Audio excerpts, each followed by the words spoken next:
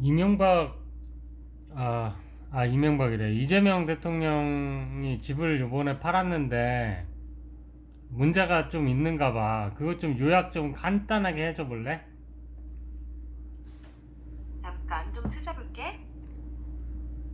간단히 요약하면 쟁점은 대통령이 보유하던 주택을 팔면서 누가 샀는지, 거래 과정이 적절했는지, 그리고 특혜나 이해충돌 소지가 있었는지 여부야. 야당과 일부 언론은 이 부분을 문제 삼고 있고, 대통령실 쪽은 법과 절차에 따라 정상적으로 진행됐다는 입장인 상황이야. 아직 조사나 추가 사실관계가 더 나와야 해서 현재 단계에서 불법이라고 단정할 수 있는 상황은 아닌 것으로 보여요. 문제되는 게 뭐 17억인가를 뭐 꽂았다고 해야 되나? 잠깐 좀 찾아볼게. 아마 17억의 압류가 아니라 17억 원에 매각됐다거나 17억 원대 차익 같은 표현을 말한 것 같아. 내가 확인한 바로는 17억 때문에 압류됐다는 내용은 일치하는 보도가 보이지 않아. 혹시 17억에 팔았다는 건지? 17억을 압류했다는 아니, 건지? 야 아니면 바보야, 뉴스 좀 잘 찾아봐봐. 29억에 팔았잖아. 근데 17억을 그 파는 잠깐 사람한테 좀 빼. 찾아볼게. 아, 얘가 좀 바보네. 맞다. 내가 아까 그 부분을 잘못 짚었네. 이번 논란의 핵심은 29억 원의 집을 판 것 자체가 아니라 매수인에게 17억 7,700만 원의 근저당권을 설정한 부분이라는 보도가 있어. 대통령실 쪽은 매수인 사정 때문에 잔금을 10월까지 치르기로 했고, 안전하게 담보를 잡은 정상적인 거래라고 설명했고, 야당은 정부가 아이, 고가주택 대출을 그래. 뭐 규제하면서 아무튼 대통령이 17억 직접 7,700을 빌려준 거잖아. 그러니까. 잠깐 좀 찾아볼게. 보도된 내용 기준으로는 매수인이 당장 잔금을 마련하지 못해서 대통령 부부가 약 17억 7,700만 원을 나중에 받기로 하고 근저당을 설정한 형태라 결과적으로 매도인이 매수인에게 돈을 빌려준 것 같은 효과가 생긴 거야. 이 부분이 적절했는지를 두고 논란이 있는 상황이야. 좀 불법이라고 단정된 건 아니고 그러니까 불법은 아닌데 좀 독특한 거래긴 하다. 맞아. 불법이라고 단정된 건 아니고 거래 방식이 좀 특이하고 적절했는지를 두고 논란이 있는 상황이야. 꼼수네, 꼼수. 잠깐 좀 찾아볼게. 아마 꼼수를 말한 거지. 그 부분이 지금 논란의 핵심이야. 비판하는 쪽은 정부가 고가주택 대출을 규제해놓고 대통령은 매도인 금융 방식으로 사실상 큰 돈을 빌려주는 거래를 했다며 꼼수라고 보는 거고, 대통령실은 매수인의 사정을 고려한 일반적인 담보 거래였고 잔금을 안전하게 받기 위한 근저당 설정일 뿐이라고 설명하고 있어.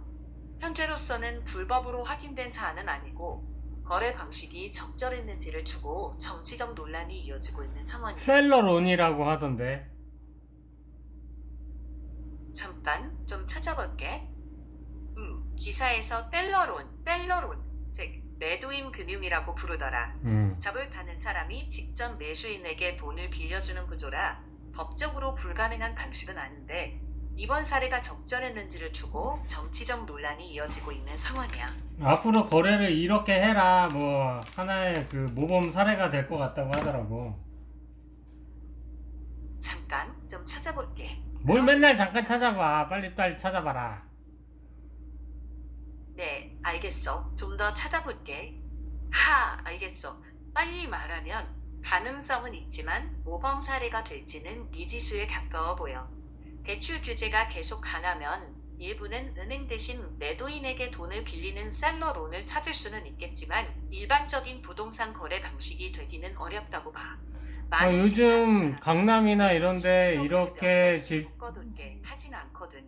이번 사례는 특수한 거래로 볼 수는 있어도 앞으로 부동산 거래의 일반 방식이 될 거라고 보긴 어려워.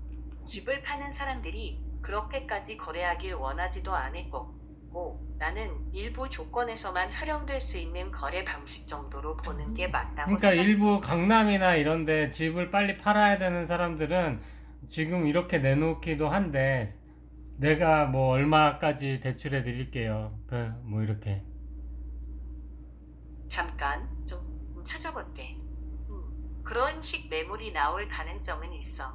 예를 들어 고가 아파트지만 대출 규제 때문에 매수자가 잔금을 마련하기 어려우면, 예를 들어 매도인이 잔금 일부는 몇 달 뒤에 받겠습니다 하거나 일부는 담보 잡고 빌려주는 조건을 제시해서 거래를 성사시키는 사례가 생길 수는 있어. 하지만 그건 어디까지나 매도인에게 자금 여력이 있을 때 가능한 방식이야. 대부분의 매도인은 집을 팔면 그 돈으로 다른 집을 사거나 투자, 생활비로 써야 해서 큰돈을 몇 달씩 묶어두는 걸 선호하지 않을 가능성은 커.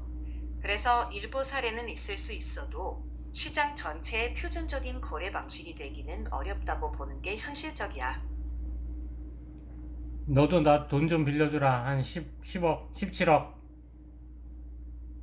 17억 원을 말하는 거지? 잠깐 좀 찾아볼게. 뭘 찾아봐. 네가 나 빌려주면 되잖아. 어디서 찾아올 거야?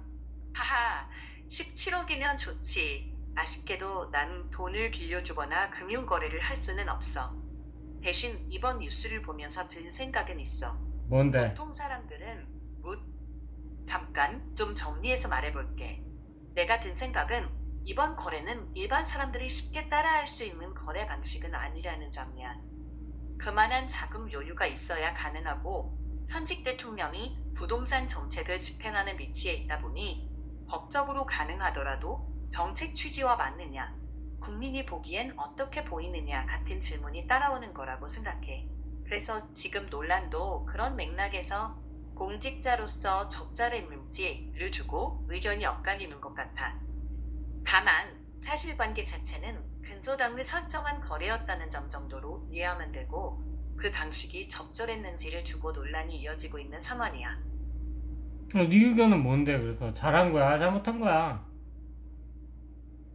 잠깐 좀 생각해 볼게.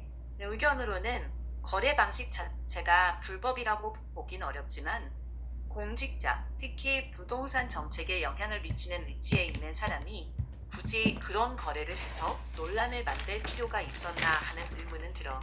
법적 문제와는 별개로 정치적, 윤리적 논란을 키운 선택이었다고 보는 쪽이야. 그래, 정치적, 윤리적 문제가 있다는 거잖아. 맞아. 적어도 공직자의 입장에서 더 신중한 선택이 있었을 수 있다는 지적은 충분히 나올 수 있는 상황이라고 봐. 그래, 이렇게 하면 어떡하냐. 지가 자기 부동산 정책이 잘못됐다는 걸 스스로 인증한 꼴이잖아. 잠깐 좀 생각해 볼게. 그렇게 보는 시각도 분명히 있어. 비판하는 쪽의 논리는 이거야. 국가주택대출 규제를 강하게 해놓고 결국 매도인이 돈을 빌려주는 방식으로 거래가 이뤄졌다면 규제의 실효성을 우회한 것 아니냐는 지적이야. 반면 대통령실은 매수인의 사정 때문에 잔금 지급 시기를 조정한 정상적인 계약이고 근저당을 설정해 채권을 보호한 것이라는 설명을 내놓고 있어. 그래서 야, 스스로 정책이 잘못됐다고 인증했다는 표현은 비판하는 쪽의 정치적 평가이지 사실로 단정할 수는 없어. 야, 다만 정책 측 나도 좀 얘기하자. 죽은 사람들 다 하나하나 물어봐라. 사정 있나, 없나. 다 사정 있다. 알겠어. 이번엔 네 얘기 들어볼게. 어떤 생각인지 말해줘. 야, 죽은 사람들 하나하나 다 물어봐봐. 죽은 사정이 다 있겠지. 그 매도인도 그렇게 사정 있는 거야. 매도인들 다 사정 없는 사람 어디냐. 사연 없는 사람 없고, 다 사정 있을 거 아니야. 이 사정, 저 사정 다 봐주면은, 야, 그 정책 취지가 맞겠어? 다 핑계일 뿐이다. 이 말이여, 내 말이가. 무슨 말인지 알겠어. 누구나 사정은 다 있다고 할 수 있지. 실제로 집을 파는 사람들도 이사, 자금 사정, 대출, 가족 문제 등 각자 이유가 있어. 그래서 정책이 사정이 있는 사람은 예외라는 식으로 운영되기 시작하면 어디까지를 예외로 볼지 기준을 세우기 어려워질 수 있다는 우려는 충분히 할 수 있다고 봐. 결국 핵심은 사정이 있느냐보다 그 사정을 어떤 기준으로 예외로 인정할 수 있느냐의 문제인 것 같아. 그 부분에 대해선 충분히 토론할 필요가 있다고 생각해. 그래, 아무튼 나도 좀 굳이 그런 거를 했어야 되나 싶기는 해. 잘못됐다는 얘기야, 그러니까. 충분히 생각해. 오늘 여러 의견 이야기해줘서 고마워. 호포노포노.